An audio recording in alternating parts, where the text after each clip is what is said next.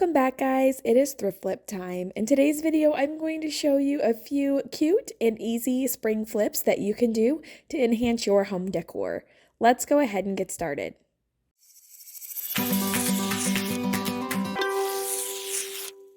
To start out, I had found this really cute hummingbird tin pail, basically flower holder. My words are escaping me. If you are new here, welcome. I'm always struggling with the words to say, but if you are returning, you're used to this by now. But all I'm going to do is take, somebody had already kind of outlined it with some like brassy color to kind of make that hummingbird pop. And I'm going to leave that there, but I'm going to go in with some metallic paints in blue and green, kind of the signature colors of the hummingbirds around my area, and I'm going to paint them and just add a little bit of detail and pop it. So I'm going to start with that blue metallic, do the stomach and the ends of the wings, and then come back in with that green and do the tail, the head, kind of the central body parts. And I'm going to just work these while they're still wet and kind of blend them together so there's no harsh lines, and kind of just make the colors work together while also adding some like more details on it as well. So I'm going to use some gold for the beak and for the claws, and then go back in with those colors and add kind of like the feathering of the wings and of the tail. Like again, just to add and give a little bit more pop of the details on the hummingbird to make this stand out a little bit more. And then you can also see, you know, that previous kind of like shadow work in the background. I think it just makes it pop off of that even more.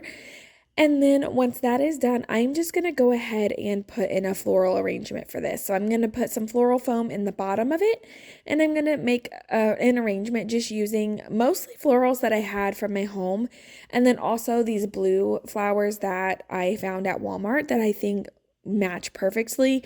I saw them and they made me think of a hummingbird, so I felt like that would be the perfect like I guess visual piece for this hummingbird pail. So I'm just going to arrange it and then add a cute little ribbon, and that is it for this flip. I love how it turned out and would love to know what you guys think about it.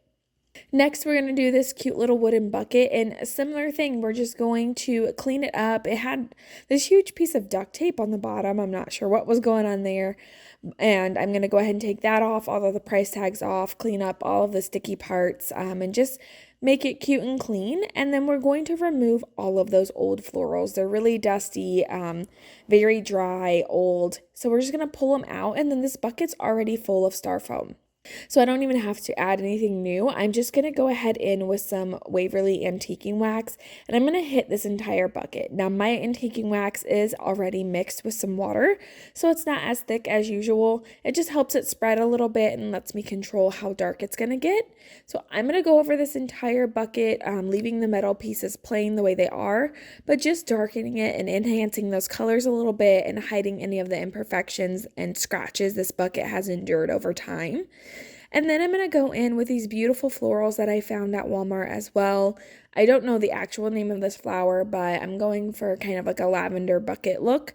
So I'm just going to cut these down to size and stick these into the bucket all over, and then fill in any of the areas needed with some smaller picks from the Dollar Tree. They had these really cute purple lavenders this year, and I grabbed some of those, and I'm just filling in and kind of adding some dimension. I love this bucket. Please let me know what you guys think about it in the comments below. Last but not least, we are going to be working on this super cute window. So I picked it up like this. I wasn't really sure how I wanted to repurpose it. It's been sitting on the shelf for a bit, and I happened to be scrolling on my Facebook page in my feed, and this cute window popped up where somebody had made florals and with a little kitty cat. I loved it, and I wanted to make my own version, so that's what we're doing with this today. So I'm just going to remove that wreath that's attached. I'm going to fix this up. It's kind of broken here in the middle, so I'm going to use my STARBOND glue. I'm going to glue one side, spray the other side with the accelerant, hold it together until it's nice and secure. I'm going to do it again on the back where the two places cross in the middle. I'm going to glue it, spray it with the accelerant, hold it down until it's dry and in place. And then just for good measure, I'm going to add a staple with my staple gun. I just want to make sure that this frame is secure and in much better shape than when I found it. Now I'm going to go back through with some white chalk paint, and I'm going to hit it with a one good solid coat. And I'm just going to do that all over, not only on the face of it, but also on the sides and on the back. I want to make this piece look good from all directions. I don't like how right now it's painted white on the front, and then you can see that wood color whenever you see it from the side or top down.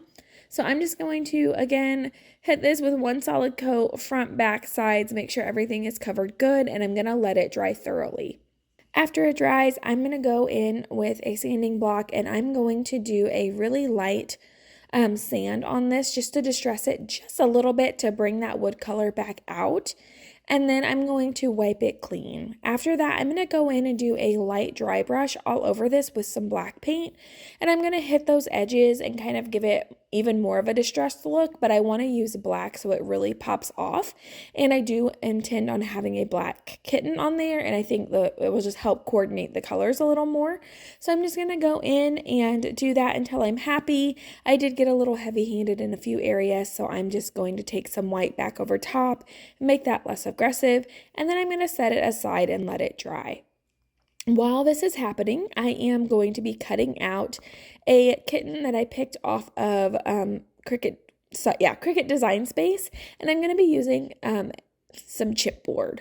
I found this heavy chipboard at Michael's actually a couple years ago that had these designs on them, and I guess no one was buying it because they had it on sale for $5 a package. So I picked up 2 packets of them, and I've been waiting for a good use for them. Like, I've used it in the past and just painted over it and left it as is, but I think it would be perfect to cut this cat out and leave that detail on there just to add a little something. So I'm going to attach this to a heavy grip Cricut pad. What are these called? Sorry, Cricut mat. And I'm going to tape it down with some painter's tape or masking tape, whatever you need. And I'm going to load it in with my knife blade, and I'm going to cut this out. Now, typically, I would watch this because my knife blade is still very sharp, very good condition. I watch it, and when I think it's cut through, I kind of pause it for a second. I don't remove it all the way, but I just kind of check to see if it has cut all the way through. If it hasn't, I just press go again, and since I didn't unload it, it will keep all of the cuts in the same spot. And so that's what I typically do, but I had worked out, so I wanted to go ahead and take a shower and get ready for my daughter's therapy and do things and come back in, and I thought I would be done in time, but I'm easily distracted, so I forgot to come check on it, and it cut through my mat. Now, this mat's several years old, so it's fine. It had been through the ringer already. We're just going to toss it, but I'm just going to warn you guys, keep an eye out, because I know I had my settings right, and I know it was the correct material loaded, but things happen. So learn from my mistakes.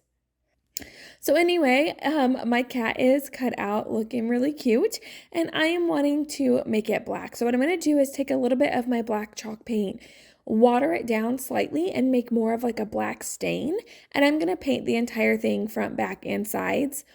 And so I'm going to do one side at a time, and before it fully dries, I'm just going to take a paper towel and wipe it clean. So what I'm doing is I'm letting it dry and absorb enough into the black cat to where the brown part turns black, but then wiping it away to where it lightens those design parts so that you can see them, and just add a little bit of detail to my cat that I think would be super cute. So I'm going to do that, like I said, front, back, and the sides, and I'm going to let that dry. Once that's dry, I'm going to seal that and my window with some polyacrylic and let that dry. From there, I'm going to start attaching things. So I'm ready to attach my cat. Now, the window frame, the crossbars in the middle are set back a little further than the frame itself. So I'm going to cut a popsicle stick down, glue the 2 pieces together to where it elevates it a little bit so that I can put that behind the cat's tail. That way I can glue it and it's all even on the same plane. So I'm just going to use my STARBOND glue for that. Again, you put the glue on one side, you spray the other, you touch them together, and it forms an instant bond. So I'm just going to use that. I'm going to glue my cat on. And then from there, I'm going to start adding florals. Now, these florals are ones that I'm reusing from other projects, like something I thrifted, saved the florals from. Some are ones that I've had, just in my storage unit, and then some are ones that I've picked up. I usually get my florals at Walmart or Dollar Tree, and then if Michael's is having a sale, then I will buy them on sale. So these are just stuff that I collect over time, and I'm just going to create a really cute floral like spray on the top corner. And I like really spriggy, like pointy, kind of all over the place, and then florals on top of that. So I'm just going to kind of build this out. I like to kind of have a dry run, start setting things out, and if it's starting to look the way I want, cut things down, and I'm going to be stapling them to the frame. I'm going to keep doing this until it looks the way that I want it to, and then I'm going to also add a couple things down here in the bottom corner. I am going to fold kind of that stem over the bottom and staple it, and then also use some hot glue just as extra security to make sure that it's going to hold and stay.